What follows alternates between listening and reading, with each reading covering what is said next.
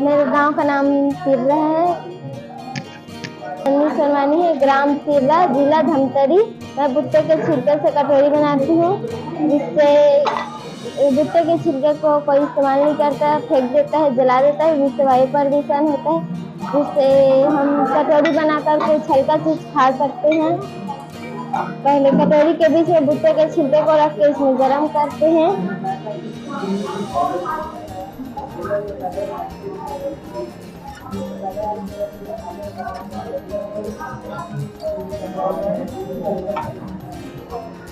कुछ समय के बाद ये गरम होकर ऐसे बनता है। Madhuri Sahu government higher secondary school Pawada. मैं model is gas stove safety and LPG conservation. सबसे पहले गैस स्टोव सेफ्टी, इसके लिए मैंने यहाँ पे लकड़ी का ढक्कन लगाया है। शादियों में बहुत देर तक खाना बनता है, जिससे कि गैस स्टोव की रॉड लाल तब तक गर्म हो जाती है। यदि कोई इसमें गिर जाए तो हादसा हो जाएगा। इससे बचाव के लिए लकड़ी का ढक्कन लगा है। यदि इसे यूज करने के बाद लकड़ी के ढक्कन से ढक देंगे तो हादसा नहीं होगा। बच्चे बदमाशी करते वक्त गैस नॉब को इधर उधर घुमा देते हैं, जिससे कि गैस लीक हो जाती है। इससे बचाव के लिए मैंने यहाँ पे एक कैप बनाया है। इसे कैप से कवर करके लॉक कर देंगे तो ये बच्चों की पहुंच से बहुत दूर होगा और हादसा नहीं होगा। हलवाई जब खाना बनाता है, मान लो वो रसगुल्ला बना रहे हैं, रसगुल्ला बन चुका है और दूसरी सब्जी या दाल चावल की तैयारी नहीं हुई है, तब तक गैस तेजी से जलती रहती है और वेस्ट होते हैं। इसके लिए मैंने यहाँ पे एक सिस्टम बनाया है जो रिले से कनेक्टेड है। ये सोनोनेट वाल्व है जो एलपीजी को नियंत्रित करता है। जब इसमें बर्तन रखते हैं तो आग तेजी से जलती है और बर्तन को हटा देने पर ये बंद हो जाती है।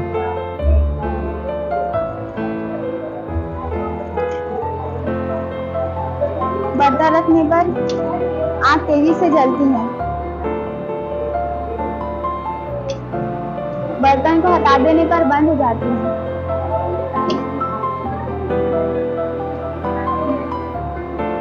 बड़े बड़े होटलों में, शादी ब्याह की पार्टी में जहाँ रात रात भर चूल्हा जलते रहते हैं, यदि इस युक्ति को बड़े पैमाने पर अपनाया जाए तो लाखों करोड़ रुपयों की बचत होगी। ऑलमोस्ट हर किसी के घर में एसी लगता जा रहा है। मेन एसी आप जब भी चलाते होंगे, आप लोगों के घर में तो होएगा ही एसी। चलाते होंगे तो आप रूम का दरवाजा बंद करते हैं। क्यों? क्योंकि आप रूम के हिसाब से एसी लेंगे। तो अगर रूम जो एसी करता क्या है कि आपके रूम की हवा को साफ करता है पहले तो, और उससे ह्यूमिडिटी निकाल देता है। आप देखे होंगे एग्जॉस्ट फैन का एक रेप्लिका है, इससे एक पाइप निकलता होगा, इससे पानी बहता रहता है। कुछ लोग कलेक्ट करते हैं, कुछ लोग फेंक देते हैं। तो उसी पानी को मैंने यहाँ यूज किया है। वो पानी हम ह्यूमिडिफायर चलाने की यूज किए। एक एसी के दो साइड होते हैं, एक पॉजिटिव साइड, एक नेगेटिव साइड। पॉजिटिव साइड ये है कि वो हमारे जो रूम को चिल करता है, कूल करता है, और जो नेगेटिव साइड है कि एसी का जो आउटर यूनिट में जो हवा निकलती है, मेनली उस हवा को वो एक डिह्यूमिड रहती है। वो हवा प्लांट्स के लिए और एनवायरमेंट के लिए हार्मफुल रहती है, क्योंकि प्लांट्स को 60 to 70% ह्यूमिडिटी मस्ट रहती है प्रॉपर ग्रोथ के लिए। आप भी देखे होंगे कुछ लोग अपने घर में ठंडियों के टाइम आउटर यूनिट होता है प्लांट के सामने भी होता है, पर कुछ लोग जैसे कि चलिए विंडो एसी है, विंडो एसी तो पीछे में प्लांट्स रखे रहते हैं, वो हो सकता है। या फिर मैम देखिए, एक एसी से कुछ नहीं होगा। अगर बहुत सारे एसी हवा निकाले तो बहुत फर्क पड़ सकता है। मैम क्या करोगे उस एग्जॉस्ट एयर को? क्या करोगे? मैं उस एग्जॉस्ट एयर में सिर्फ ह्यूमिडिटी इंक्रीज करना चाहता हूँ। मैं यहाँ पर ह्यूमिडिफायर्स हैं, एक्चुअली जो ह्यूमिडिफायर्स होते हैं आप देख सकते हैं यहाँ पर, एक बार दिखाने के लिए बस, ये एक धुआं टाइप का आपको दिख रहा होगा। एक्चुअली ये वाटर वेपर नहीं है, ये है मिस्ट। मिस्ट होते क्या है, वाटर के पतले पतले पार्टिकल होते हैं जो हॉट एयर रहती है, वार्म एयर, उसमें इसको कैरी करने, ह्यूमिडिटी कैरी करने की ज्यादा कैपेसिटी होती है। तो ये आराम से हॉट एयर में मिल जाता है। खराब बोतल को कटिंग करने का मशीन, इसमें खराब बोतल को कटिंग करने का मशीन, जैसे हम खराब बोतल को जहाँ कहीं भी फेंक देते हैं, इसलिए हमने इसे बनाया कि खराब बोतल को कटिंग करके रस्सी बना करके पुनः उपयोग में लाया जा सके। इससे जैसे चारपाई बना सकते हैं, कुर्सी बना सकते हैं, मछलियाँ बना सकते हैं, झाड़ू टोकरी इत्यादि बना सकते हैं। इसे चला करके इस प्रकार से कटिंग किया जा सकता है। इसमें थर्माकोल ब्लेड से इसे कटिंग किया जाता है और इसे पुनः उपयोग में ला सकते हैं। यदि इसमें आवश्यकता अनुसार मोटा पतली रस्सी भी कटिंग किया जा सकता है, और यदि मोटा रस्सी कटिंग हो गया और पतला रस्सी भी कटिंग हो गया तो ये उपयोग में आ जा सकती है। जैसे इतना पतला रस्सी भी कटिंग किया जा सकता है, जिसे इसी में मैम कटिंग किया जा सकती है। इसे आवश्यकता अनुसार फिक्स किया जा सकता है। जी जी, इसमें इसको बोल्ट को ढीला करके ऊपर फंसाना पड़ेगा। जी हाँ हाँ हाँ। और यदि 2-3 रस्सी को मिला करके इस प्रकार से भर करके भी और मजबूत रस्सी बनाया जा सकता है। जी सर, जो कि वातावरण में इतना जल्दी सड़ने गड़ने वाला प्लास्टिक नहीं है, जिसके कारण ये मजबूत भी होता है। जी, और हमारे गांव घरों में बहुत से गरीब परिवार के लोग भी हैं, और यदि जी सर, अच्छा, वाटर बॉटल हाँ, को खुला छोड़ देते हैं और उसको बंद करने के लिए भूल जाते हैं। लोग बंद करने के लिए पानी से व्यर्थ बहता है, इसके लिए है ये ना, मतलब नल कनेक्शन क्यों, नल कनेक्शन वहाँ से पहले बाल्टी में भरेगा, बाल्टी में भरने के बाद ना बॉटल हल्का होने के कारण ना पानी के प्रेशर से ना वो ऊपर उठ के बंद होगा।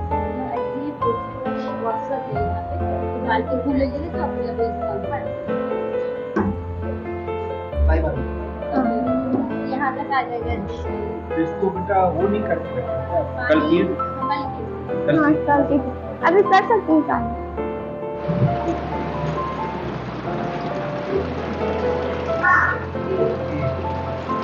लेकिन बेटा हमको एक बाल्टी रखना पड़ेगा हर साल में, हाँ। उठा के ले जाते हैं यहाँ तो टूटी छोड़ते नहीं है, तो बाल्टी को कहाँ खांचा भी बना देंगे।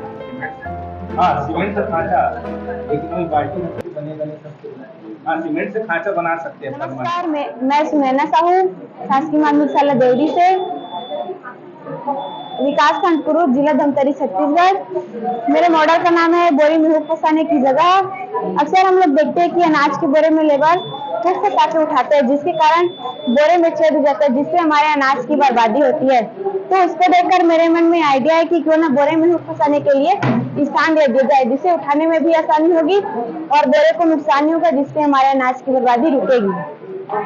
मान लीजिए एक बोरे में हुक के कारण आधे से 1 किलो अनाज तक की बर्बादी होती है, जिसके कारण हमारा 30 से 40 रुपए का नुकसान होता है। तो वही मेरे इस आइडिया में 15 रुपए का लागत आया है।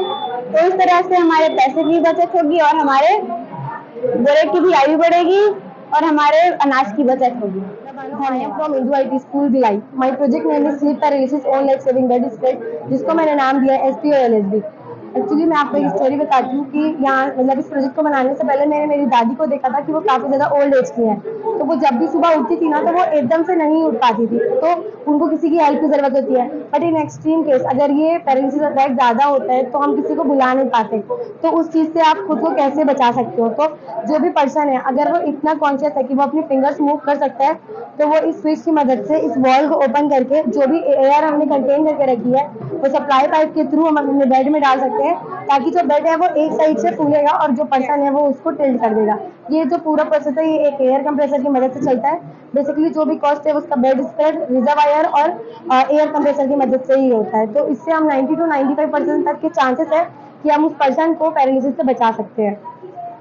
और ओके, थैंक यू।